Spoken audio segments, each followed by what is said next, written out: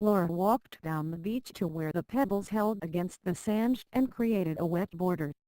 The foam came up yellow and dragged pouches of kelp and dead cuttlefish with it. She let the water sluice her naked feet and her moss-green toenails slipped into the algae. Something nipped the soft mesh joining her big toe to her left foot and drew a little blood. Laura's hair caught in the wet join of her mouth and stayed there till she laughed it free. She used to set her hair until her mouth dried up with the taste of blueberries and metal. It was a warm day that made her skin tacky beneath her fingers as she rubbed her shoulders. At first it was only the birds flying over the Atlantic that grew cold and dropped from the sky.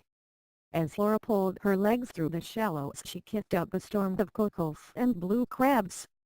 Then an orchid pod veit washed up on the shores of New Zealand and no one knew why. The sea creatures were coming up to the surface and unraveling their knotted bodies that night. Trawler boats dropped from radars and came up as wrecks off the coast of Bothnian Bay.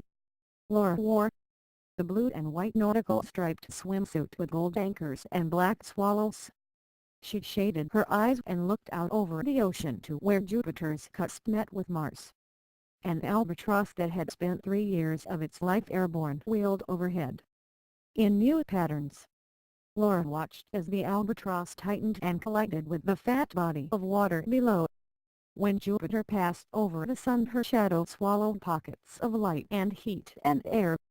End of transcript.